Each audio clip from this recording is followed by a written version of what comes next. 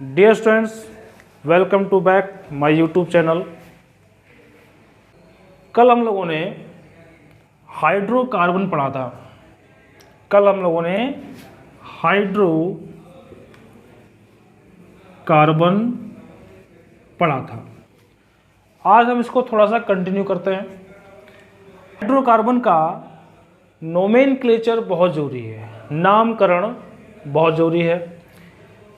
अधिकतर बच्चों की ये समस्या रही है कि ठीक है सर, हमने रिएक्शन तो बना ली, अभिक्रिया हमने बना ली, लेकिन हम उस यौगिक का नाम याद नहीं कर पाते हैं। नाम याद करने में बहुत समस्या होती है। तो मैं आपको ये बताना चाहता हूँ कि नाम याद करना बहुत ही आसान है और उन नामों को याद करने के लिए हमें कुछ छोटी छोटी बातों का ध्यान देना पड़ेगा। तो सबसे पहले बहुत ज़्यादा नहीं, 1 से लेकर 10 तक की गिनती मैं आपको सिखाऊंगा। 1 से लेकर के 10 तक की गिनती, मात्र 1 से लेकर 10 तक की गिनती। और आपको केमिस्ट्री में हर एक कंपाउंड के नाम, हर एक यौगिक के नाम आपके जुबान पर, ये मेरी गारंटी है। देखिएगा, अगर किसी कार्बन यौगिक में एक कार्बन है, केवल एक कार्बन, तो इसको हम लोग मेथ कहते हैं। अगर 2 कार्बन है तो इसको हम लोग एथ, 3 है तो प्रोप, 4 है तो ब्यूट, 5 है तो पेंट, 6 है तो हेक्स, 7 है तो हेप्ट, 8 है तो ऑक्ट, 9 है तो नॉन, और 10 है तो हम इसको डेक कहते हैं। ठीक है ना? थोड़ा सा ध्यान दीजिएगा, इन सभी को अगर हम एक थैले के अंदर बंद कर दें, एक थैले के अंदर बंद कर दें, तो हम उस थैले को एक नाम देंगे।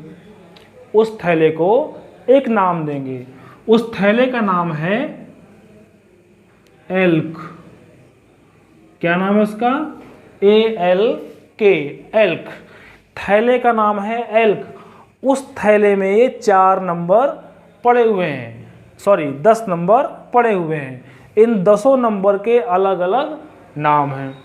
अब आप देखिए, हमने लिया हाइड्रोकार्बन, कोई सा भी हाइड्रोकार्बन हमने ले लिया। जैसे मैं लेता हूं CH4, ठीक है, CH4 ले लिया। CH4 में देखा कि कितने कार्बन हैं, तो देखिए यहां पर केवल एक ही कार्बन है। ठीक है, केवल एक ही कार्बन है। अब एक कार्बन है तो उसको हम इस थैले में देखेंगे कि 1 नंबर कहाँ है, तो 1 नंबर यहां दिखाई दिया। तो उस 1 नंबर को हम क्या कहते हैं? मेथ कहते हैं। क्या कहते हैं बेटा? मेथ। ठीक है, अब आपके सामने अगली समस्या आएगी, अगली समस्या, लेकिन वो भी मैं इस थैले की तरह निपटा दूंगा, यकीन मानो मेरा। कैसे? समस्या क्या आएगी? इसके सामने 3 प्रकार की समस्याएं आएंगी। एक और समस्या आ सकती है, आ सकती नहीं, आती ही है, लगभग आती है, कि हम इसके सामने एन लगाएं, ईन लगाएं, आइन लगाएं या आइल लगाएं। एन लगाएं, ईन लगाएं, आइन लगाएं या फिर आइल लगाएं। ये 4 समस्याएं हमारे सामने हैं। तो इन समस्याओं को दूर करने के लिए वो 4 टॉपिक भी छोटे छोटे से हैं, जो कि बहुत ही महत्वपूर्ण भी हैं, उन्हें देख लेते हैं। तो पहला होता है एल्केन। क्या होता है? एल्केन। दूसरा होता है एल्कीन। तीसरा एल्काइन। चौथा एल्काइल। ठीक है ना? पहला एल्केन, दूसरा एल्कीन, तीसरा एल्काइन और चौथा एल्काइल। चलिए देखिए मैंने क्या किया, इन्हीं चारों को इसके पीछे जोड़ करके अलग अलग लिख दिया है। इन्हीं चारों को, एल्क में एन लगाया अल्केन बना, एल्क में इन लगाया एल्कीन बना, एल्क में आइन लगाया तो एल्काइन बना, एल्क में वाई एल यानी आई एल लगा दिया तो एल्काइल बन गया।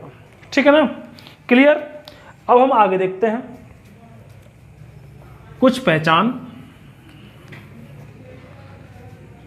इसका एल्केन का जो जर्नल फॉर्मूला होता है, सामान्य सूत्र जो होता है वो होता है CnH2n+2। ये एल्केन का फॉर्मूला।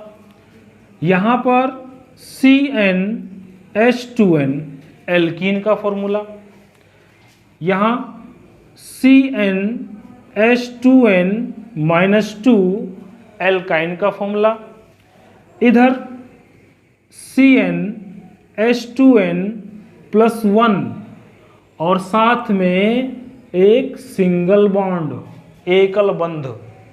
ठीक है ना? तो ये हो गया एल्काइल। यहां N क्या है?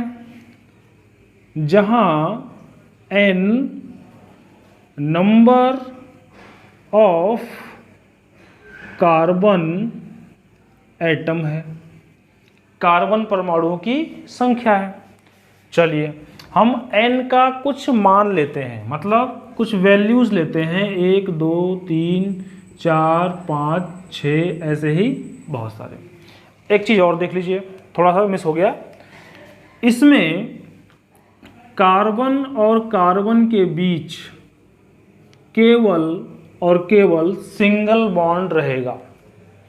कार्बन और कार्बन के बीच, कार्बन कार्बन के बीच सदैव सिंगल बॉन्ड रहेगा। एल्कीन में देखें तो एल्कीन में कार्बन और कार्बन के बीच डबल बॉन्ड रहेगा सदैव। ऐसा हो सकता है, ये भी हो सकता है कि कार्बन कार्बन के बीच, देखिए मैंने आपको बताया कि कार्बन कार्बन के बीच में डबल बॉन्ड होगा तो एल्कीन है। ये भी हो सकता है कि कार्बन कार्बन के बीच सिंगल बॉन्ड हो और नेक्स्ट अगले कार्बन पर डबल बॉन्ड हो, अगले कार्बन पर डबल बॉन्ड हो, तो भी ये एल्कीन ही है। ठीक है ना? सिंगल बॉन्ड किसी भी चेन में हो सकता है, कार्बन की लंबी श्रृंखला में हो सकता है, लेकिन उस लंबी श्रृंखला के अंदर अगर एक जगह भी ये डबल बॉन्ड दिख गया तो समझ जाइए, फिर समझदार तो ही है, क्या बन जाएगा? ये एल्कीन बन जाएगा। ठीक है? हम बात करते हैं इसकी एल्काइन की। एल्काइन में कार्बन कार्बन कार्बन के बीच, कार्बन कार्बन के बीच ट्रिपल बॉन्ड होगा। अगर कार्बन कार्बन के बीच ट्रिपल बॉन्ड है तो वो एल्काइन है। ठीक है? तो वो एल्काइन है। ऐसा भी हो सकता है कि कार्बन कार्बन के बीच सिंगल बॉन्ड और फिर ट्रिपल बॉन्ड हो, सिंगल बॉन्ड भी होगा ट्रिपल बॉन्ड भी होगा, तो भी क्या है? वो एल्काइन ही है। ठीक है ना? यहां तक कोई दिक्कत, कोई परेशानी? चलिए एल्काइल की बात करते हैं। तो एल्काइल में कोई डबल बॉन्ड नहीं होगा, कोई ट्रिपल बॉन्ड नहीं होगा। ध्यान दीजिएगा, एल्काइल में कोई डबल बॉन्ड नहीं, कोई ट्रिपल बॉन्ड नहीं। ठीक है ना? केवल और केवल सिंगल बॉन्ड, केवल और केवल सिंगल बॉन्ड, कार्बन कार्बन के बीच केवल और केवल सिंगल बॉन्ड। लेकिन क्योंकि अगर सेम ऐसा रहेगा तो ये और ये तो सेम हो गए ना, दोनों सेम हो गए। थोड़ा वहां डिफरेंस है। डिफरेंस ये है, जिस प्रकार इस कार्बन की सभी श्रृंखलाओं पर हाइड्रोजन बैठा रहता है, उसी प्रकार इसकी यानी इस वाले कार्बन की सभी वैलेंसी पर, संयोजकता पर हाइड्रोजन बैठा रहता है। लेकिन एक संयोजकता यानी एक बॉन्ड, कोई एक बॉन्ड ऐसा जरूर होगा, कोई एक बॉन्ड ऐसा जरूर होगा जो हाइड्रोजन के अलावा दूसरा कोई परमाणु को लेकर के बैठा हो। यानी इन कार्बनों पर हाइड्रोजन तो लगे होंगे ही होंगे, साथ में दूसरा कोई परमाणु लगा हो या अणु लगा हो, दूसरा कोई परमाणु हो या दूसरा कोई अणु हो, तब हम इसको कहेंगे एल्काइल। ठीक है। अब चलिए, अब हम देखते हैं कैसे इनका नाम लिखा जाएगा या कैसे इनसे फॉर्मूले बनते हैं। देखिए जरा, यहां इस n की जगह पर, n कोई नंबर है, हमने ले लिया 1, हमने क्या लिया 1 ले लिया, तो जरा यहां पे लगाओ 1, तो C1 यानी कार्बन 1 H2 इंटू 1 प्लस 2 क्या बनेगा, C1 H2 इंटू 2, 2 इंटू 1 2 हुआ, प्लस 2 कितना 4 हो गया। या हम इसको ऐसे भी लिख सकते हैं CH4। अब इसका नाम लिखेंगे, एक कार्बन है, एक को हमने कह दिया मेथ, मेथ कह दिया एक कार्बन को, मेथ हो गया। और चूंकि ये किस फॉर्मूले से आया है, एल्केन के फॉर्मूले से आया है, इसलिए हम लगा देंगे यहां पर एन। देखिए कितना आसान है, आसान है कि नहीं। हमने लगा दिया एन, बन गया मीथेन। ठीक है। ऐसे ही अगर हम कार्बन पर यानी N की जगह पर 2 ले लें, कार्बन 2 कर लें, तो H2 into 2 plus 2 C2 H 2 की गुणा 2 से 4 प्लस 2 कितना 6। 2 को क्या बोलेंगे, 2 को बोलेंगे एथ, 2 को बोलेंगे एथ। चूंकि ये फॉर्मूला एल्केन के फॉर्मूले से आया है, ये सूत्र एल्केन के सूत्र से आया है, इसलिए हम लगा देंगे एन, बनेगा इथेन।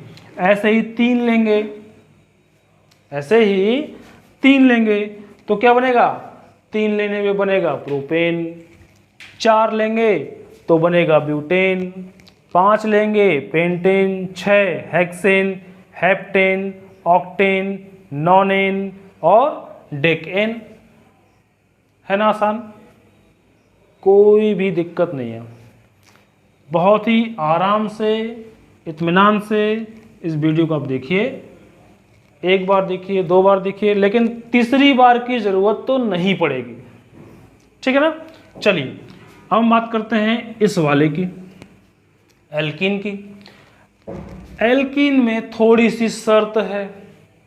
शर्त क्या है कि आप यहाँ जो N का मान ले रहे थे, 1 नहीं ले सकते, 1 नहीं ले सकते, अर्थात N का मान यहाँ पर 2 से ही स्टार्ट होगा।